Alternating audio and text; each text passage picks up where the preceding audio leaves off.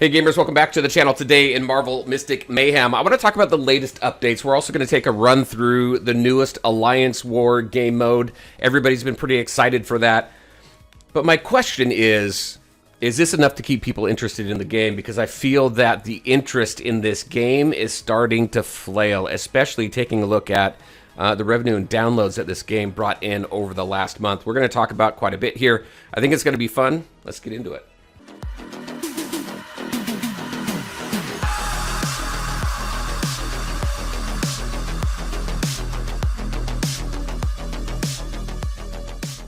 All right, and welcome back. Really quick before we get into this, just a quick life update. Currently, what I'm doing is I am playing 3 different games, making content for 3 different games, and the content has slowed down quite a bit. Work has gotten super busy lately. I'm also working towards a promotion, which is taking quite a bit of time as well. And if I get that, that's going to take up some additional time. So I may have to pare down the games that I'm playing. If Marvel Mystic Mayhem is one that you're very interested in, then definitely let me know. Let me know in the comments. Let me know with the thumbs up and the subs, because the more traction this game gets, then it may be the one that I don't drop, but I may have to drop one of them. I'm just very interested. It's really up to all of you out there. Let me know what you think. I do enjoy this game. I enjoy all 3 games that I'm playing, but I do have to make a decision here. So let me know what you think about this game. If you watch my other videos on the other games that I play as well, let me know. Feel free to let me know how you feel about those games as well. Enough of that. Lots happening with this game here. I have some concern about this game.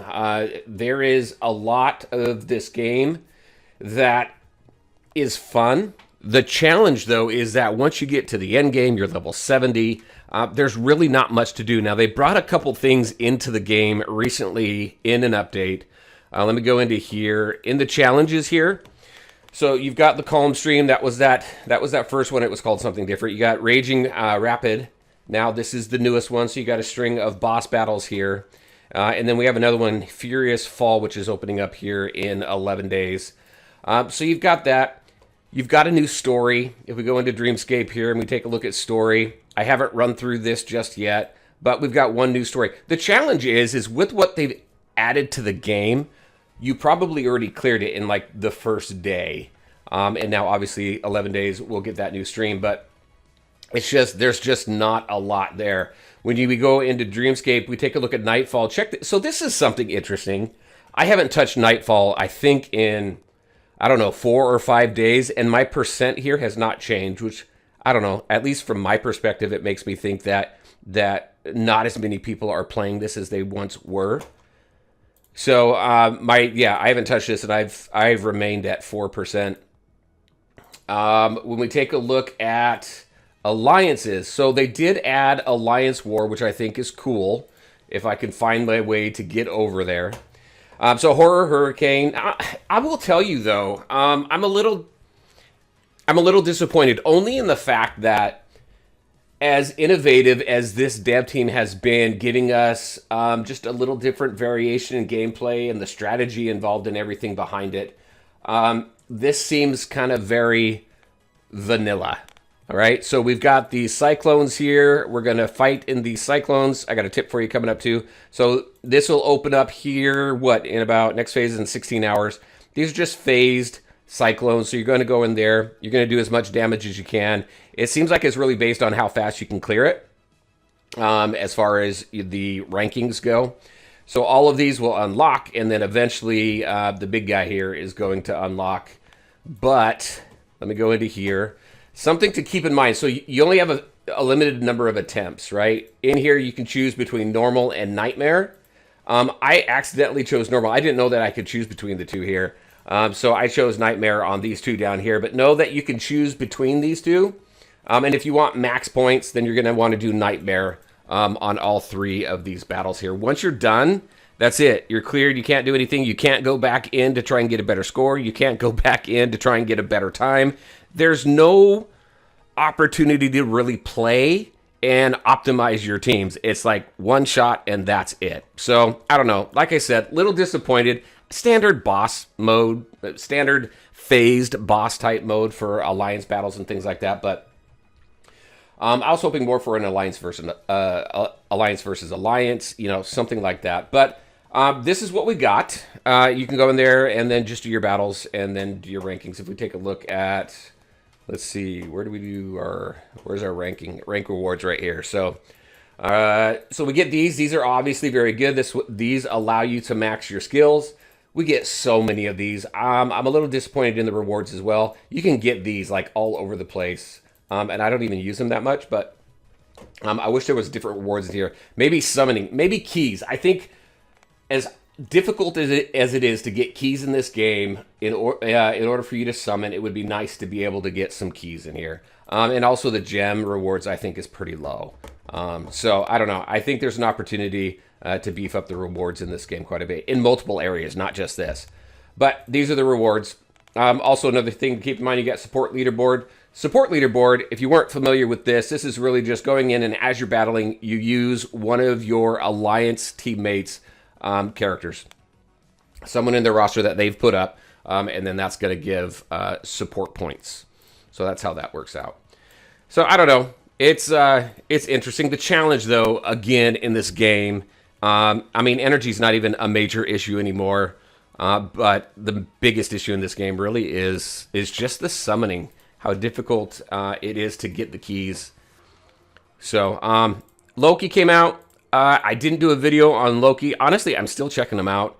I think he's pretty interesting. I'm not really overly loving him, but I found some use for him. But I haven't done as much testing as I typically would do on a new character. I just haven't had a lot of time, again, with the 3 games and work and things like that kind of going on, right? So we don't know who the next character is. At least I haven't seen anything on who that next character might be. So really, this is all we have right now. Also, I still don't have Thor. Oh, and this really irritates me right here. This right here. They're giving out characters. So this makes me believe that they feel that they're in trouble. So I can go in here. Thor is the only one I don't have. If I want Thor, I can pay... Oh, well, now he's down to 23 bucks. But he was 100 bucks. Let's go back in there. So we've got... Yeah, he's got this on there now. That's 90% off. What about this one? Wow, look at, they lowered the price. All right, I mentioned something about this. So that's better. That is better. But all of this in here was at 100 bucks, which I thought was absolutely awful.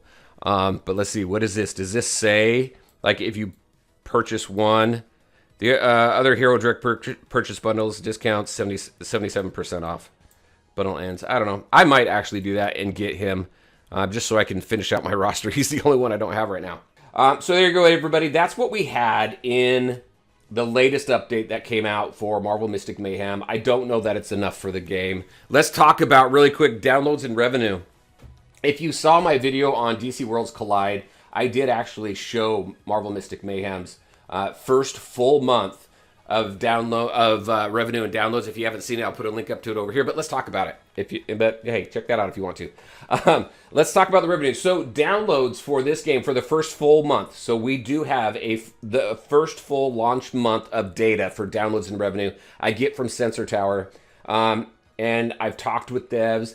It's not 100% accurate, but it's ballpark-ish. And I think it's good enough to kind of get a gauge for how well a game may be doing. So in Sensor Tower, Marvel Mystic Mayhem across both platforms, iOS and Android, in its first month, pulled in 800,000 downloads. I will say that is very low. Usually, in a launch month, you're going to hit the millions. You're going to hit the millions usually in a launch month, at least from what I've seen. The lowest I've seen is probably 900, so 800,000 isn't really that far off from the lowest I've seen, but it is still pretty low for a launch month. That first month is typically when you see the highest number of downloads and the highest revenue. And when we talk about revenue, let's see, they brought in $2 million in the first month.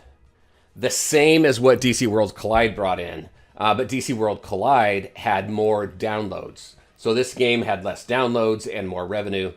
I think that's how it worked out. Hold on, let me double check. I think I have that right here. Yeah, so DC Worlds Collide, they had over 1 million downloads. This game here, 800,000. So low on downloads, low on revenue. Again, that first month is a critical month, I would think, if you were a game developer and you're kind of looking to see how your game's going to start out.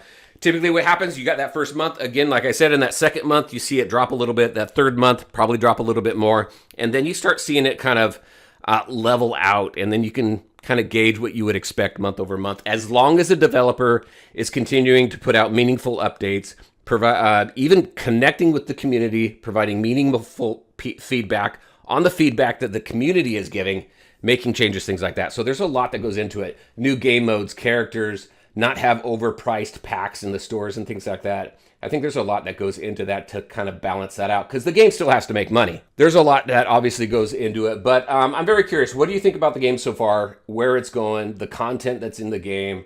I'm finding it a bit challenging right now, though. So that's what I had for you. Very curious. What do you think? All right, everybody. As always, I want to thank you all for taking the time to watch the video. If you liked it, make sure to hit that like button and share your thoughts and questions in the comments section below. Take care, everybody, and we'll talk to you next time.